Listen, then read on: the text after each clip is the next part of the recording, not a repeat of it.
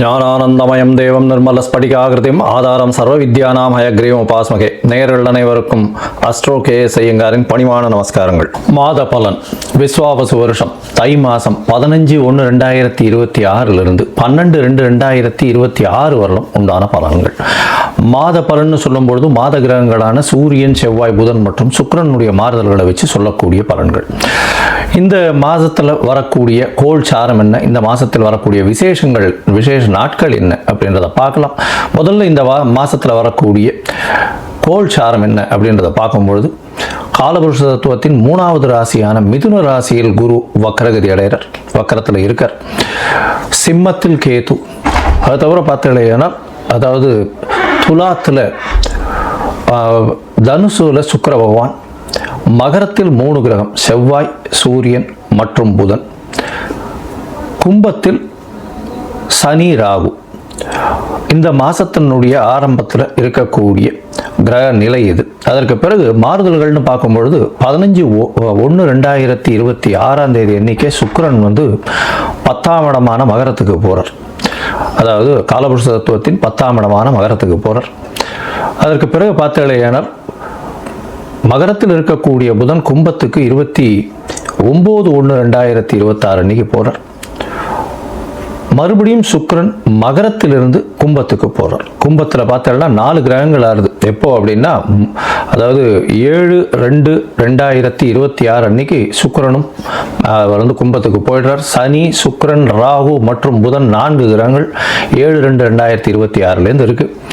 இந்த மாசத்துல ஒரு பெரிய விசேஷம் என்னன்னா சூரியன், செவ்வாய் இந்த 2 கிரகங்களும் மகரத்திலேயே ஃபுல் டைமாக இருக்குது, ஃபுல்லாக இருக்கார் இந்த காலகட்டத்தில். இந்த மாதத்தில் வரக்கூடிய விசேஷ நாட்கள் அப்படின்னு பார்க்கும்பொழுது 15/1/2026 அன்னைக்கு உங்களுக்கு பொங்கல் பண்டிகை, அதாவது உத்தராயண புண்ணிய காலம், அதாவது உத்தராயணம் தட்சிணாயணம் 2 பாதியாக வருஷத்தை பிரிச்சிருக்கா. அதில் உத்தராயணம்ன்றது தேவர்கள் விழித்துக் கொள்ளும் நாள்னு சொல்லக்கூடியது.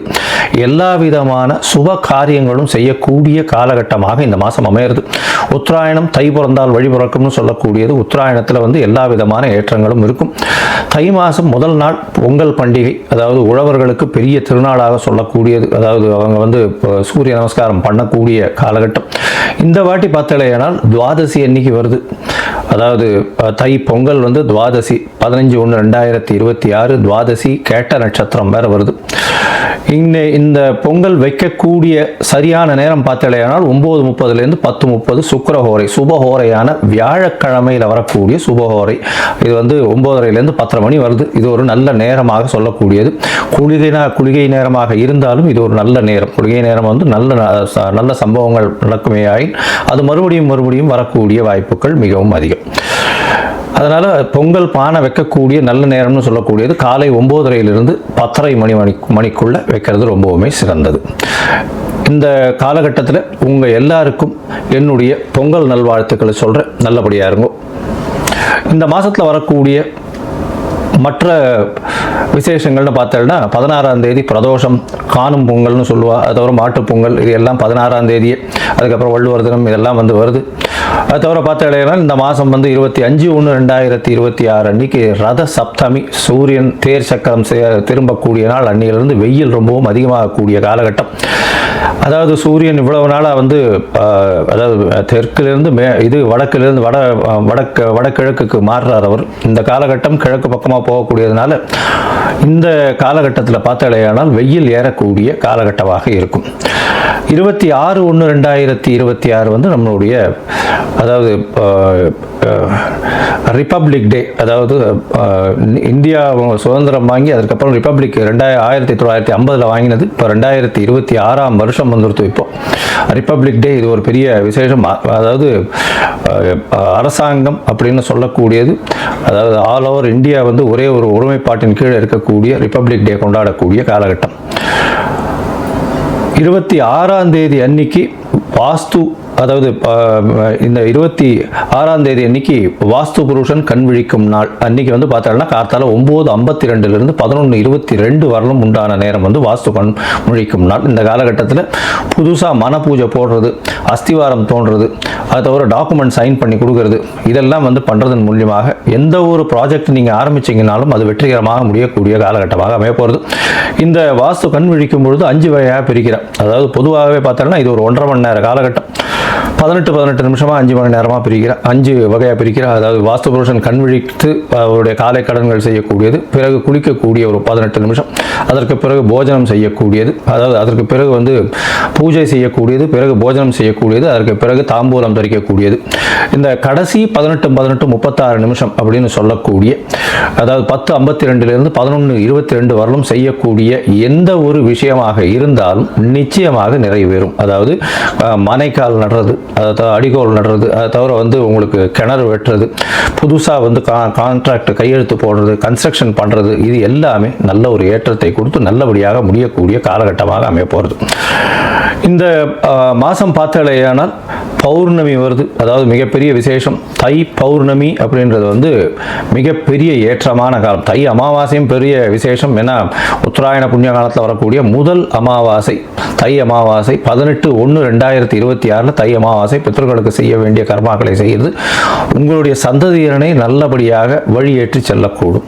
அதனால் நல்ல ஒரு ஏற்றத்தை கொடுக்கக்கூடிய நாள். அதாவது அது வந்து அந்த திதியில் வந்து வேறு எந்த ஒரு விஷயங்களையும் செய்யாமல் பித்ருக்களுக்கு திதி கொடுக்கறது மட்டும்தான் செய்யணும். புதுசாக எதையும் ஆரம்பிக்கிறது அந்த மாதிரியான விஷயங்கள் பண்ணக்கூடாது. இது வந்து 18/1/2026 வருது.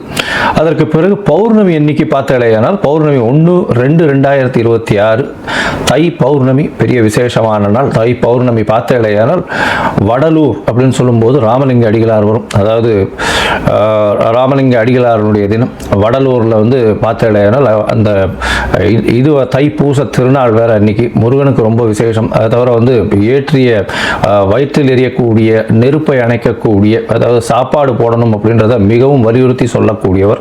சொல்லி அது இன்னி வரலும் எரிஞ்சிட்டு இருக்கு அப்படின்னு சொல்லக்கூடியது பெரிய விசேஷம். அதாவது உணவு தானமாக கொடுக்கறது, சாப்பாடு தானமாக கொடுக்கறது, பசி அற்ற நிலை எல்லாருக்கும் இருக்கணும், யாரும் பசித்து இருக்கக்கூடாது அப்படின்றத வந்து எடுத்து நல்லபடியாக சொன்னது. சரி, இந்த மாதம் அதாவது தை மாதம் ஒரு ராசிக்கும் என்ன வகையான மாற்றங்கள் ஏற்றங்கள் இருக்கு அப்படின்றத பார்ப்போம். அதற்கு முன்னாடி என்னுடைய மொபைல் நம்பர் கீழே ஸ்க்ராலிங்கில் போயிட்டு இருக்கோம். உங்களுக்கு அஸ்ட்ராலஜிக்கல் கன்சல்ட் வேணும்னா எனக்கு கான்டாக்ட் பண்ணுங்க. உங்களுடைய பெயர், பிறந்த நேரம், பிறந்த தேதி, பிறந்த வருடமோட போடுங்க. உங்களுடைய தாய் தந்தையார் பெயரும் போடுங்க. Date, time, place of birth, அதை தவிர உங்களுடைய பேரண்ட்ஸ் நேம் இது வரலாம் போடுங்க. உங்களுடைய ஜாதகத்தை போட்டு சந்தி இருக்கான்றதை பார்த்துட்டு அதற்கு பிறகு உங்களுக்கு நான் அப்பாயின்மெண்ட் கொடுக்குறேன். உங்களுக்கு அப்பாயின்மெண்ட் நீங்கள் இந்த டேட்டு டைம் போட்டதுக்கப்புறம் வந்து என்னுடைய கட்டணம் என்னென்னு சொல்கிறேன். அந்த கட்டணத்தை செலுத்தி அப்பாயின்மெண்ட் வாங்கிக்கோங்க. அதுக்கப்புறம் உங்களுக்கு அப்பாயின்மெண்ட்டும் போது உங்களோட பேசுகிறேன். சரி, இப்போ மேஷம் முதல் மீனம் வரை தை மாதம் ஒரு ராசியாக எப்படி இருக்குன்றதை பார்க்கலாம். மீன ராசி அன்பர்கள், பூரட்டாதி, உத்திரட்டாதி, ரேவதி இந்த 3 நட்சத்திரம் 9 பாதங்களை கொண்ட ராசி. ராசியின் அதிபதினு சொல்லக்கூடியவர் குரு. ராசிக்கு 4ஆம் இடத்துல வக்ரகதியில் இருக்கார்.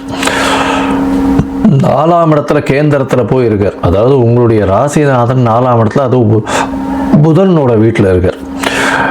இந்த மாதம் பார்த்தீங்கன்னா தை மாதம் விஸ்வாவசு வருஷம் 15/1/2026 12/2/2026 வரலும் உண்டான காலகட்டத்தில் பொதுவாகவே மாத கிரகங்கள்னு சொல்லக்கூடிய சூரியன், செவ்வாய், புதன் மற்றும் சுக்கிரனுடைய மாற்றங்களை வச்சு தான் சொல்லுவோம். உங்களுடைய 4 கிரகமும், அதாவது இந்த மாத கிரகங்கள் 4 வந்து 11ஆம் வீட்டில் இருக்குது. 11ஆம் இடத்துல இருந்ததுன்னா நீங்கள் எண்ணுவது எல்லாமே நினைக்கணுமே அப்படின்னா நிச்சயமாக நடக்கும். அதை பற்றி கவலையே இல்லை.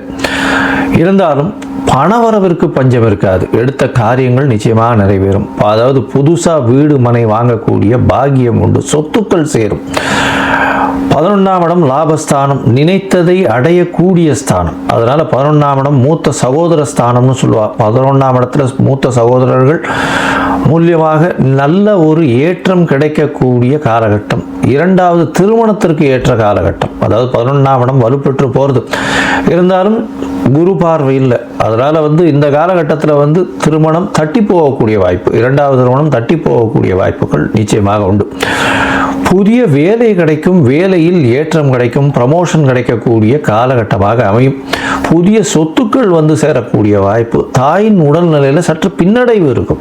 என்ன சார் இப்படி சொல்கிறீங்க? 11ஆம் இடத்துல புதன் இருக்காருன்னா, புதன் 11ஆம் இடத்துலேருந்து 12ஆம் இடத்துக்கு 27/1/2026 வந்துடுறார். சனி பகவான் வேறு 12ஆம் இடத்துல ராகுவோட சம்பந்தம்.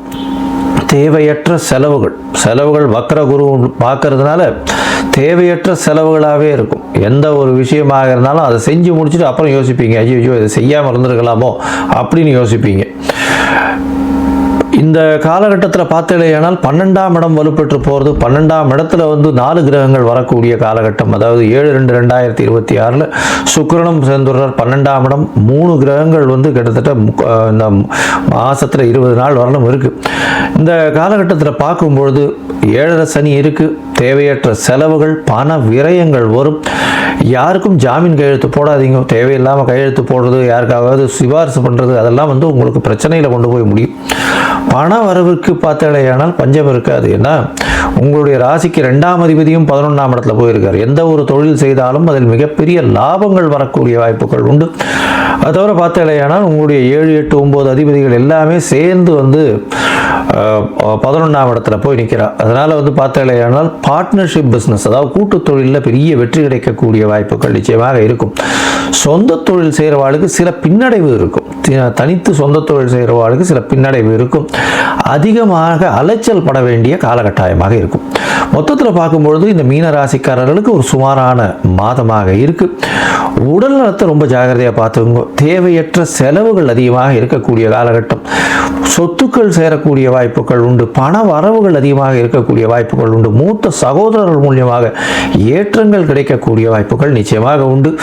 இந்த காலகட்டத்தில் வந்து எந்த ஒரு தொழிலிலும், அதாவது பார்ட்னர்ஷிப் தொழிலில் பெரிய ஏற்றம் கிடைக்கக்கூடிய வாய்ப்புகள் நிச்சயமாக இருக்கும். செலவுகள் கொஞ்சம் அதிகமாக இருக்கக்கூடிய காலகட்டமாக இருக்கும். தாயின் உடல்நிலையில் சற்று பின்னடைவு இருக்கக்கூடிய வாய்ப்புகள் நிச்சயமாக இருக்கும். தந்தையின் உடல்நிலை நல்ல ஒரு ஏற்றம் இருக்கும். சீராக இருக்கக்கூடிய வாய்ப்பு உண்டு.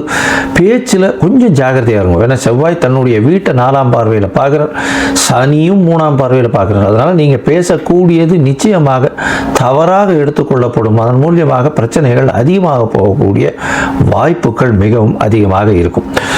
இந்த காலகட்டத்தில் உங்களுக்கு சில நாட்கள் நீங்கள் வந்து முயற்சிகளை தள்ளி வைக்கிறது நல்லதுன்னு சொல்கிறோம். அந்த சில நாட்கள் வந்து சந்திராஷ்டம நாட்கள். இந்த சந்திராஷ்டம நாட்கள் இன்னைக்கு வருது அப்படின்னா 7/2/2026 9/2/2026 வரலும் உண்டான நாட்கள். இந்த காலகட்டத்தில் புதிய முயற்சி வேண்டாம், வெளியூர் வெளிமாநில பிரயாணம் வேண்டாம்னு சொல்கிறோம்.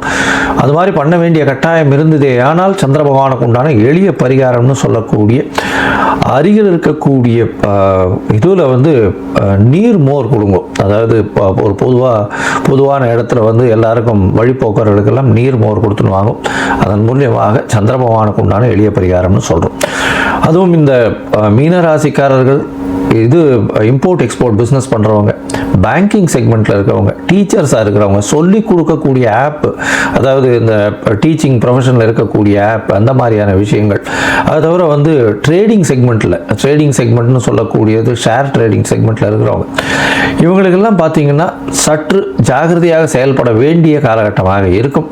அது தவிர வந்து பார்த்தீங்கன்னா இந்த இது கடல்வாழ் உயிரினங்கள் விற்கிறவங்களுக்கும் வந்து சற்று பின்னடைவு இருக்கக்கூடிய காலகட்டமாக இருக்கும். தங்கம் சார்ந்த தொழில்கள் இருக்கிறவங்களுக்கு ஏற்றங்கள் இருக்கக்கூடிய வாய்ப்புகள் நிச்சயமாக இருக்கும். நீங்கள் வந்து அருகில் இருக்கக்கூடிய சுப்பிரமணிய சுவாமியை போய் சேவிச்சுட்டு வாங்க. சுப்பிரமணிய சுவாமியை போய் சேவிச்சுட்டு வர்றதன் மூலியமாக, அதுவும் சாமிநாதன் அப்படின்னு சொல்லக்கூடிய சுப்பிரமணிய சுவாமியை போய் சேவிச்சுட்டு வாங்க. அது வந்து உங்களுக்கு நல்ல ஒரு ஏற்றமும் மாற்றமும் இந்த தை மாசத்தில் கொடுக்கும்.